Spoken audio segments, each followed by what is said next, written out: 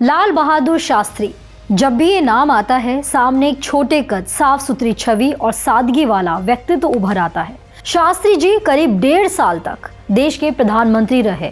उन्होंने देश के पहले प्रधानमंत्री जवाहरलाल नेहरू के निधन के बाद पीएम पद संभाला था। यह आसान नहीं था। नेहरू का कद इतना बड़ा था कि उससे हर कोई मैच नहीं कर सकता था, लेकिन शास्त्री जी ने इस वैक्यूम को भरने में ज्यादा समय नहीं लगाया। ये और बात है कि पीएम की कुर्सी पर रहते हुए ही कुछ समय बाद उनका भी निधन हो गया, जो कि देश के लिए एक बड़ा दुर्भाग्य था।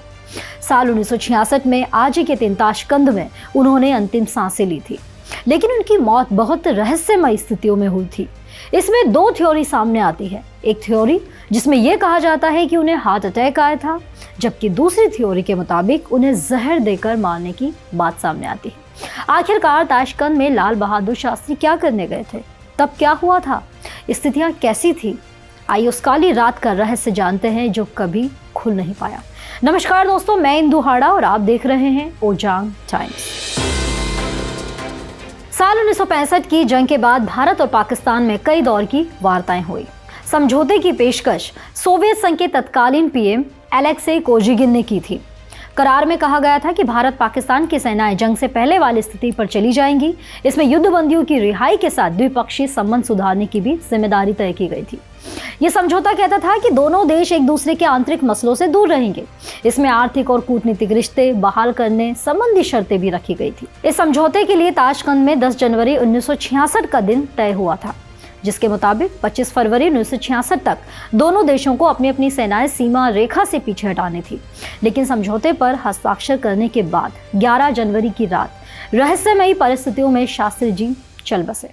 इस समझौते पर हस्ताक्षर करने के बाद शास्त्री जी दबाव में थे।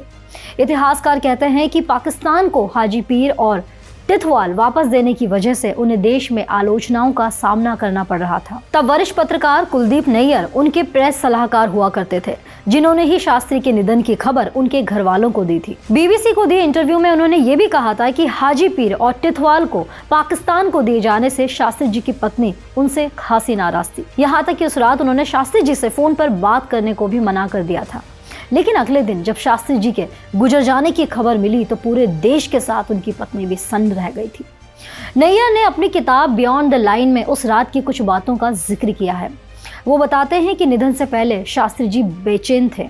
लोगों ने उन्हें कमरे में टहलते देखा था। नैयर अपने कमरे में सो रहे थे। किसी ने उनका दरवाजा खटखटाया। दरवाजा खोलने पर एक रूसी महिला खड़ी थी, जिसने बताया कि शास्त्री जी की हालत नाजुक है। शास्त्री जी के पास पहुंचने पर उनके नजदीक सोवियत संघ के पीएम अलेक्सी खड़े थे। उन्होंने ही बताया था कि शास्त्री जी गुजर गए हैं।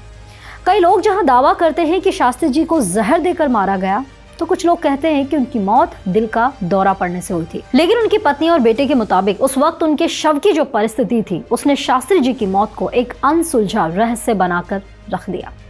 फिलहाल इसमें इतना ही। खबरों पर लगातार बने रहने के लिए हमारे चैनल को सब्सक्राइब करके बेल आइकन पर क्लिक जरूर कर दें और देखते रहें ओजांग टाइम्स।